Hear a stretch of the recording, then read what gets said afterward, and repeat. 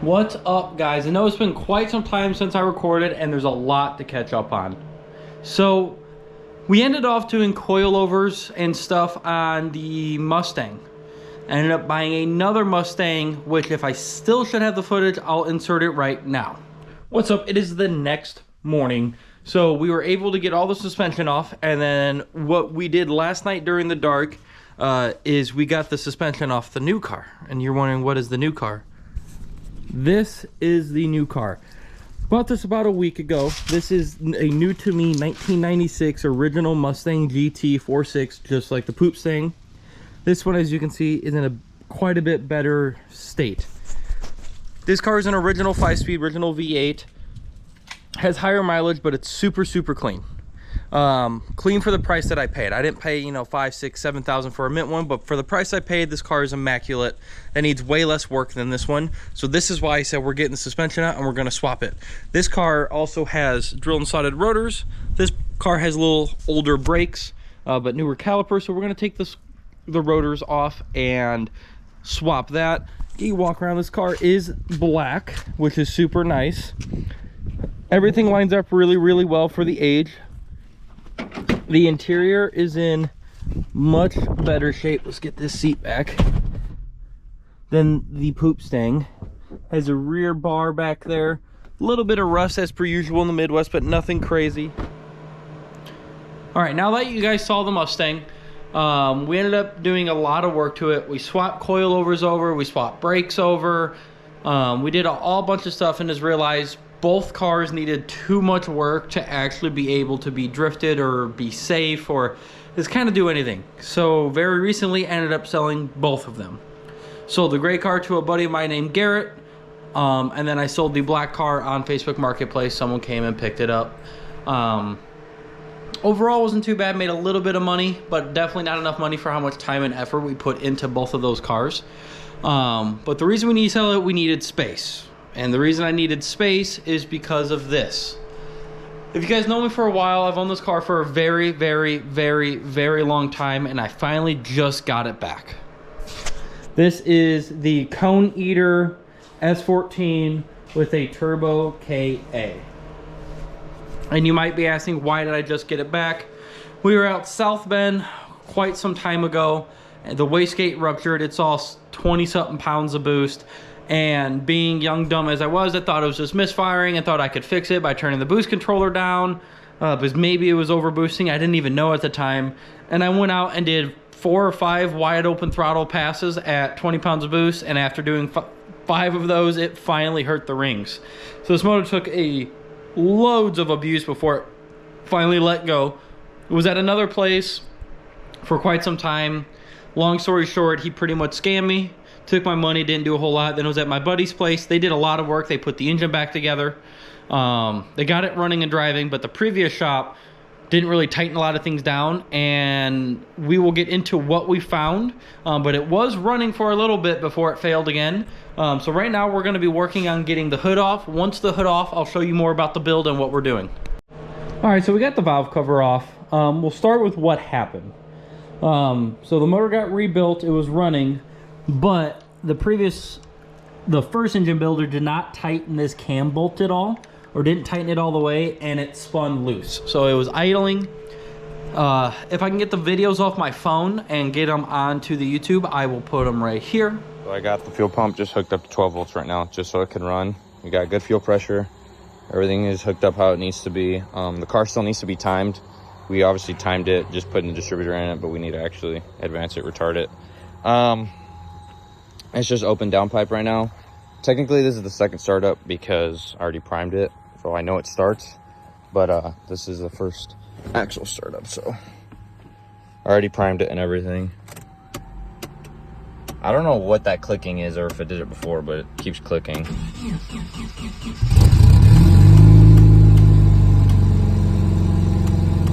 Yeah, I don't know what that clicking is. It's idling though.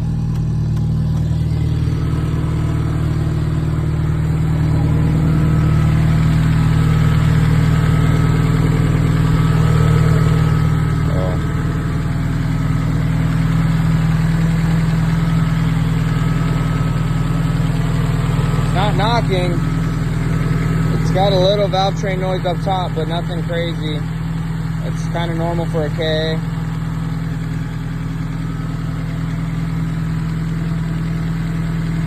I don't know what the AFR is at. Probably not the best because the full exhaust isn't on it. Yeah, it's at 22.4. I don't know if that's reading right because, yeah, I don't know what that clicking is out there.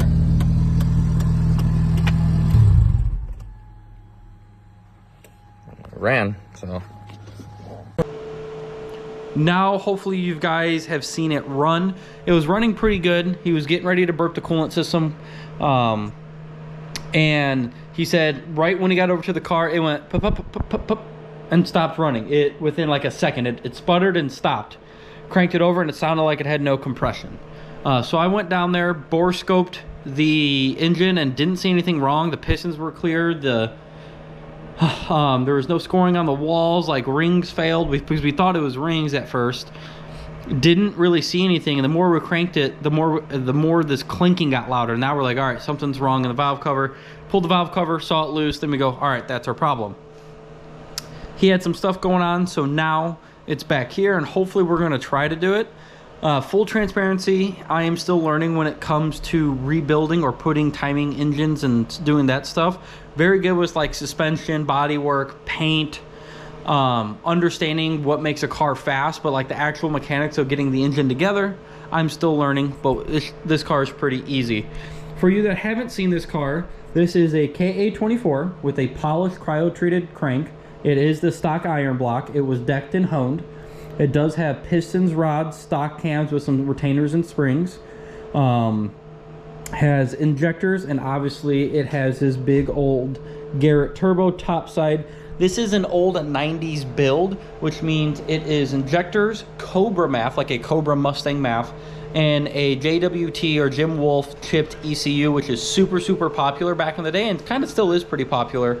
You basically just tell him what ECU and what injectors a MAF you're using, and he creates a chip tune. It does have O2 sensors, so it does go into closed loop, but it's very minor closed looped because it is on set parameters.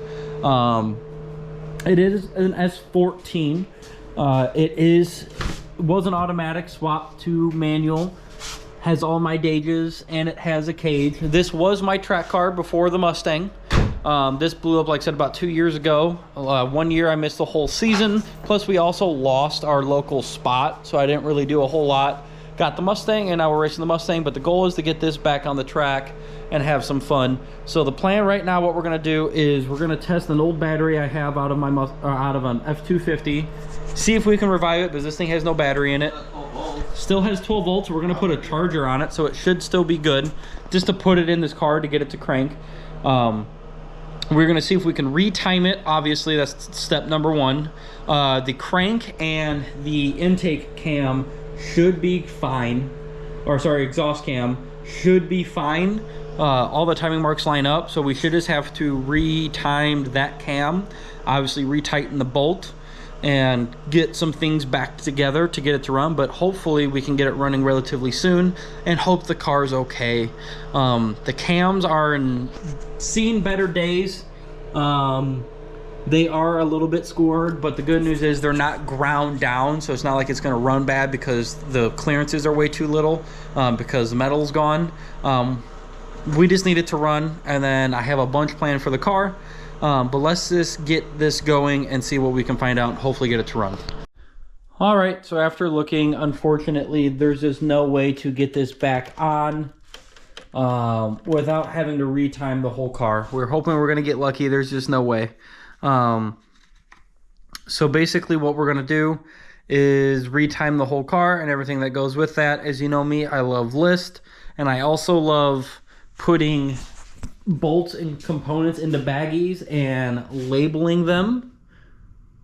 The reason I do this is because I only get a couple hours in a weekend to work on it.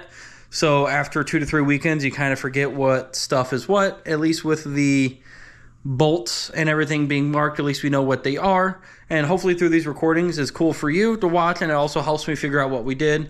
And then if you also know I love list, so we got the list going. We're gonna unplug or remove the harness out of the way, remove the charge pipes. So harness out of the way, remove this charge pipe, remove that charge pipe to get better access to it. Then we're gonna remove our coolant hoses, the lowers and the uppers, get those out of the way. And then we're gonna get the rad and the fans out of the way so we have full access. We're gonna take the belts off, and then once we're in there, we're gonna see what the best plan to take everything off is. So that's what we're gonna get started on. Right now, we're probably gonna unplug the harness and do everything in that order, and just get working on it. Unfortunately, we didn't get lucky, but we're gonna learn how to retime this motor and make sure that it's good. So we're gonna get at it. All right, we made a lot of progress. This thing's pretty easy to work on. We took that off, we took the plugs off, removed that intake, removed this charge pipe. Once that was out of the way, obviously we unplugged everything and just moved the harness up out of the way. The rad has 2 mounts up top, 2 in the bottom. We removed that. Now you can see we have access to everything here. We have a tensioner on the power steering, tensioner on the alternator for the 2 separate belts. We'll get the belts off. Once the belts are off, we'll get the pulleys off. Once the pulleys are off, we should have full access to get the timing cover out. So far it's been a pretty easy process. We probably spent 30 minutes getting it all apart. Knock on wood, everything is gonna stay good. So far we're making good progress. We're just gonna wash off a little bit, drink some more fluid, stay hydrated, and then get back out here. All right, we did a lot of work. If you don't know how the tensioners slash like pivot brackets work, this bolt screws through this bracket, and then this is your basically how far it can move.